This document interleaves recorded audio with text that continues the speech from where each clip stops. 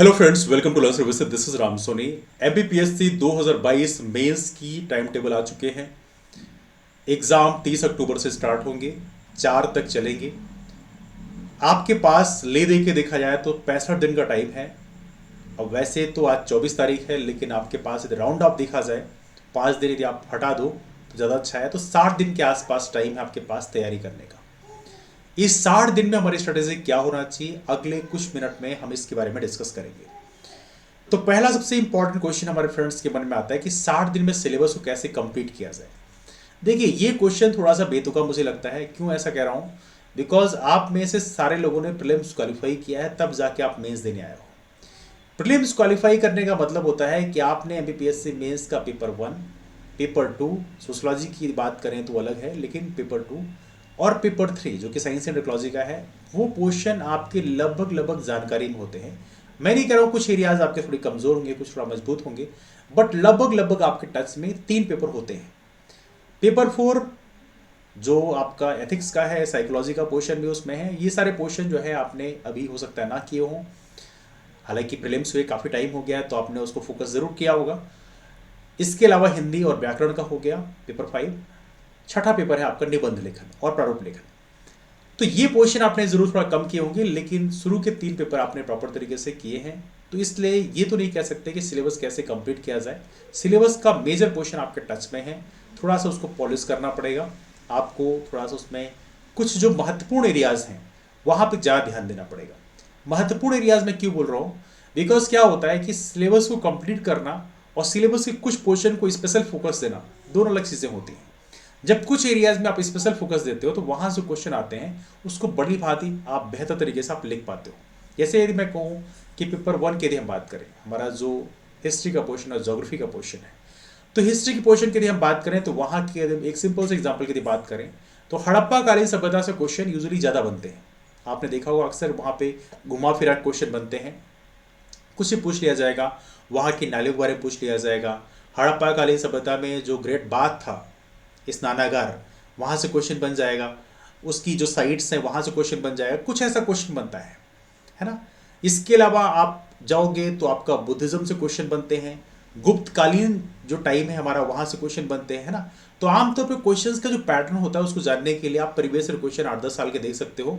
तो आपको ये पता चल जाएगा कौन कौन से एरिया ज़्यादा इंपॉर्टेंट है ना।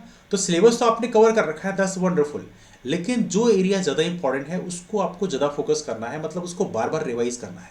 यदि वहाँ से क्वेश्चन आ जाए तो बन जाना चाहिए। जैसे मौर्यकालीन टाइम में मौर्य काल का जो प्रशासनिक स्ट्रक्चर था, प्रशासनिक जो व्यवस्था थी, उसके बारे में क्वेश्चन पूछे जाते हैं।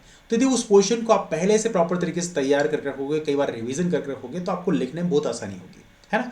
तो कहने का मतलब ये है कि आपने सिलेबस कंप्लीट कर रखा है, दैट्स वंडरफुल, लेकिन जो एरिया ज़्यादा इंपॉर्टेंट है, जहाँ से क्वेश्चन ज़्यादा पूछे जाते हैं, उसको आप ज़्यादा फोकस करें। जैसे लैंड रेवेन्यू सिस्टम, अंग्रेजों की भू राजस्व प्रणाली, जमींदारी, रैयतवारी, महलवारी, यहाँ से क्वेश्चन बन सकता है। तो ऐसे जो टॉपिक होते हैं जिसका जो टॉपिक इंपॉर्टेंस ज़्यादा होता है, उसको आप ज़्यादा फोकस करें, उसको बार बार रिवाइज करें। तो ये तो रहा हमारा सिलेबस के बारे में। The second thing is that हमारा जो दूसरा इंपॉर्टेंट एरिया है वो है आपका आंसर राइटिंग। देखिए, हम में से बहुत सारे ऐसे फ्रेंड्स हैं जिन्होंने मेंस दे रहे हैं, लेकिन उनके पास बेसिकली आंसर राइटिंग करने का टाइम नहीं मिलता। हालांकि टाइम मिलता है, लेकिन आंसर राइटिंग करने का मन नहीं करता, बिकॉज ये एक बहुत ही बोरिंग एक्सरसाइज होती है, एक लेंदी एक्सरसाइज होती है। लेकिन आपको पता होना चाहिए, जो काम बोरिंग है रिजल्ट वही प्रोड्यूस करता है ना। मैंने आपको पहले बोला है कि हमारे एमपीपीएससी में जो क्वेश्चंस पूछे आते हैं 3 मार्क के क्वेश्चन, वो शॉर्ट लेवल के होते हैं। आपको जो पता है आपने लिख दिया, नहीं पता है तो लिख दिया, नहीं पता तो नहीं लिखा। लेकिन जो 5 मार्कर होते हैं उसमें लगभग 90% क्वेश्चन आपकी जानकारी में होते हैं। 11 मार्कर क्वेश्चन की बात करें तो लगभग 100% क्वेश्चन आपकी जानकारी में होते हैं। तो ऐसे क्वेश्चन को लिखना कोई बहुत बड़ी बात नहीं है, लेकिन आपको पता होना चाहिए कि रैंडमली लिखना और एक पैटर्न बना के लिखना, दोनों बड़ा फर्क है। यदि आप किसी क्वेश्चन को 11 नंबर क्वेश्चन को रैंडमली लिखते हो, आपके पास जानकारी है, दैट्स फाइन, लेकिन यदि आप बिना प्रैक्टिस किए आप लिखोगे तो उसमें मैक्सिमम आपको 4 से 5 नंबर मिलेंगे। लेकिन वहीं पे यदि आप प्रैक्टिस करके लिखोगे तो उस क्वेश्चन में आपको 6 से 7 नंबर मिल जाएंगे, और ये मार्जिन बहुत बड़ा डिफरेंस क्रिएट करता है। सोचिए, इतने सारे पेपर हैं, हर एक पेपर को मिलाकर बहुत मैसिव मार्जिन क्रिएट करता है। 5 मार्कर में भी होता है कि यदि आप रैंडमली लिखोगे तो आपको 2 नंबर मिल जाएंगे, बहुत ज़्यादा 3 नंबर मिल जाएंगे, लेकिन आप प्रैक्टिस करके लिखोगे तो आपको 3.5-4 नंबर मिल जाएंगे। तो ये डिफरेंस क्रिएट करता है। तो कहने का मतलब ये है कि आंसर राइटिंग करना बहुत ज़रूरी है। ये वैसे ही ज़रूरी है जैसे आपको गाने की लिरिक्स याद है, गाने की बोल याद है, लेकिन अच्छा गाना गाने के लिए आपको बहुत ज़्यादा रियाज करना पड़ता है। ठीक वैसे ही एक अच्छा आंसर लिखने के लिए आपको बहुत ज़्यादा प्रैक्टिस करनी होती है। अब देखिए, अगले 60 दिन काफ़ी हैं यदि आप आंसर राइटिंग प्रैक्टिस करना चाहते हो, लेकिन इसमें कुछ चीज़ें इंपॉर्टेंट हैं जो मैं डिस्कस करना चाहूँगा, इससे क्या बेनिफिट मिलेगा। पहली बात, जब भी आप आंसर लिखते हो सबसे बड़ा चैलेंज होता है आपके सामने, वो होता है कीवर्ड्स जनरेट करने का। कीवर्ड्स जनरेट करने के लिए ब्रेनस्टॉर्मिंग करनी पड़ती है, मतलब दिमाग पे जोर डालना पड़ता है। जब दिमाग में जोर डालते हो तो कीवर्ड्स जनरेट होते हैं। यदि आप अगले 60 दिन प्रॉपर तरीके से आप 11 मार्कर और 5 मार्कर क्वेश्चंस के आंसर राइटिंग करोगे तो आपके कीवर्ड्स काफ़ी अच्छे जनरेट होंगे और आपका दिमाग जो है उसके लिए हैबिचुअल हो जाएगा। जब आप एग्जाम देने जाओगे ना तो वहाँ पे आपका आंसर में आप जो भी आंसर आप लिखोगे उसका कीवर्ड्स बहुत जल्दी जनरेट हो जाएगा। कीवर्ड्स के बाद अगला स्टेप होता है सेंटेंसेस फॉर्मेशन का। सेंटेंस फॉर्मेशन तभी अच्छा होता है जब आप आंसर को बार बार लिखते हो, वरना कई बार मैंने देखा है कुछ कैंडिडेट्स में, स्टूडेंट्स में, उनके आंसर्स लिखे होते हैं लेकिन सेंटेंसेस में वो वजन नजर नहीं आता, कई बार वो फील नहीं आता। तो उसके लिए जरूरी है कि आप आंसर राइटिंग अभी से करोगे तो वहां पे आपको बेनिफिट मिलेगा, है ना। तो ये चीजें आपको करना है प्रॉपर तरीके से। सबसे इंपॉर्टेंट है brain storming session, keyword generate करने के लिए वो आपको अभी से करना है, तभी जाकर जब आप एग्जाम में लिखने जाओगे कॉपी तो वहां पे आपको इसका बेनिफिट मिलेगा। एक सबसे इंपॉर्टेंट और मैं कहना चाहूंगा, आप लोगों ने पढ़ाई कर ली होगी, दैट्स वंडरफुल, लेकिन सिलेबस काफ़ी बल्कि है, काफ़ी बड़ा है। और सिलेबस, ऐसे बड़े सिलेबस को अंत में रिवाइज करना, चूंकि किसी भी पेपर में गैप नहीं मिला है आपको, रिवाइज करना बहुत ही लेंदी टास्क है। तो इसलिए ज़रूरी है कि आप शॉर्ट नोट्स तैयार करें। शॉर्ट नोट्स का मतलब है कि जो एरिया इंपॉर्टेंट है और वहाँ पे आपको कन्फ्यूज़न भी होता है, उन चीज़ों को आप प्रॉपर तरीके से पेपर में लिखते जाएं, उसको शॉर्ट नोट्स के फॉर्म में, मतलब बहुत लेंदी नहीं लिखना है, सिर्फ पॉइंट पॉइंट लिखते जाना है। ऐसे मान लो आप जमींदारी सिस्टम के बारे में लिख रहे हो, तो जमींदारी सिस्टम में आपको यदि पता है कि कब स्टार्ट हुआ तो आपको लिखने की जरूरत नहीं है। आपको यदि कन्फ्यूजन होता है किसने स्टार्ट किया या कहाँ स्टार्ट किया, जैसे बंगाल, बिहार, बनारस, उड़ीसा में स्टार्ट किया गया, आपको यदि यहाँ पे कन्फ्यूजन होता है तो उसको आप लिख सकते हो। रैयतवाड़ी सिस्टम की बात करें, कहाँ स्टार्ट किया गया, तो रैयतवाड़ी की बात करें तो पता है आपको, बॉम्बे प्रेसिडेंसी है, मद्रास प्रेसिडेंसी है, बेरार का क्षेत्र है, असम के क्षेत्र है, वहाँ पे स्टार्ट किया गया। तो ये चीज़ें जो हैं आप लिख सकते हैं, आपको यहाँ पे कन्फ्यूजन हो जाता है ना। तो यहाँ पे आपको शॉर्ट नोट्स में सिर्फ और सिर्फ वही पॉइंट्स लिखने हैं जहाँ पे आपको कन्फ्यूजन होता है। ऐसा नहीं कि अंदर सारे पैराग्राफ लिखने लग जाना है, आपको सिर्फ पॉइंट्स लिखने हैं और वही चीज़ लिखनी है जहाँ पे कन्फ्यूजन हो रहा है। तो ये शॉर्ट नोट्स अभी से आप बनाना शुरू कर दो। अगले 60 दिन में हर एक सब्जेक्ट का शॉर्ट नोट्स बनाया सकता है, बहुत ही शॉर्ट फॉर्म में। अब सोचिए, आप खुद ही सोचिए, कोई सब्जेक्ट है जैसे हिस्ट्री है, उसको 30-35 पेज में आपने शॉर्ट नोट्स बना रखा है, रिवीजन करना कितना आसान है। इट्स वेरी इजी, आप एक बार नहीं कई बार रिवीजन कर सकते हो।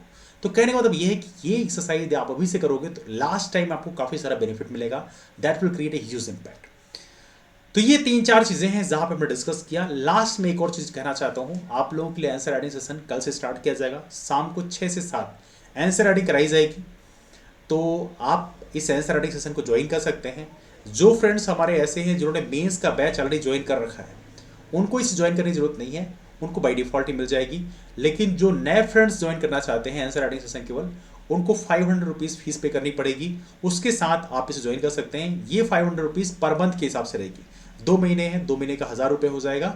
लेकिन यहाँ पे ये फीस इसलिए रखी गई है जिससे जो नॉन सीरियस कैंडिडेट्स हैं उनको हटाया सके। बिकॉज क्या होता है, कई बार लोग क्या करते हैं, 1-2 दिन आंसर लिखा उसके बाद गायब हो जाते हैं। तो ये जो फीस रखी गई इसलिए रखी गई जिससे नॉन सीरियस कैंडिडेट्स को हम एलिमिनेट कर सकें। तो आप 500 रुपीज़ फीस पे करके आप हमारे आंसर राइटिंग सेशन में पार्टिसिपेट कर सकते हैं। कल से शाम को 6 से 7 आंसर राइटिंग कराई जाएगी, तो you can take benefit of that thing. यदि आपके पास कोई क्वेरीज हैं तो आप राम सोनी BPSC नाम के टेलीग्राम ग्रुप में भी आके वहाँ पूछ सकते हैं। हमारा नंबर है 8826033004। इस नंबर पर कॉल करके आप इन्फॉर्मेशन ले सकते हैं। मुलाकात करते हैं आप लोग। फिर आप सभी लोगों को MPPSC 2022 मेंस की ढेरों सारी शुभकामनाएं एंड ऑल द बेस्ट कि आप अच्छे तरीके से परफॉर्म करें, बढ़िया तरीके से आंसर को लिखें। लेकिन सबसे इंपॉर्टेंट बात यह है कि कभी कभी अंदर से ऐसा महसूस होता है कि हम खोखले महसूस कर रहे हैं, हमारे अंदर बहुत ज़्यादा कंटेंट नहीं है, लगता है कि अंदर से कि हमारा वजूद समाप्त होने वाला है। लेकिन आपको पता होना चाहिए, जिस इंसान को पता है कि वो बहुत बड़ा नहीं है, वो इंसान समझिए बड़ा होने की उसका एक सिम्टम है। तो आपको दुखी होने की ज़रूरत नहीं है। आप कोई इंसान यदि डाउन टू अर्थ महसूस करता है, इसका मतलब यह है कि वो ऊंचाइयों की तरफ जाने के लिए अग्रसर है।